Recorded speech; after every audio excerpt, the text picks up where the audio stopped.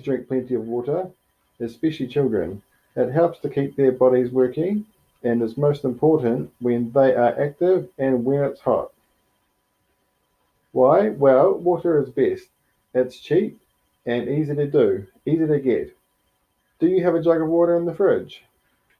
Milk. Milk is also a good drink for children because it contains energy, proteins, vitamins, and minerals. And give them less of these and have less of these yourself. Fruit juice is not the best because it actually contains a lot of sugar. It surprises a lot of people. If you are drinking juice, consider diluting it.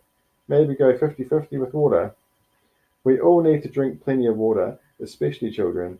It keeps our bodies working and is most important when children are active and when it's hot.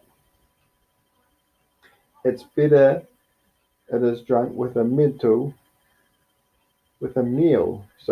rather than on its own. But be careful when it comes to children because eating all of their dinner is more important than drinking. Soft drinks are high in sugar and some contain caffeine.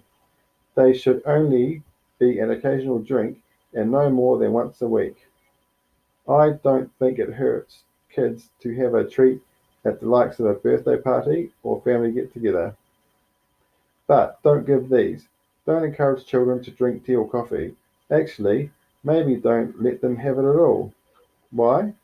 Well, it can affect their sleep and also cause dehydration. There is also substances in tea and coffee that can reduce the amount of iron they can gain.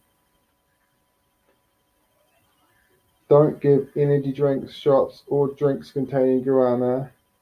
They also contain caffeine and many are high in sugar. So, encourage children to drink a lot of water. Be a good example yourself. Beyond that, always remember everything in moderation.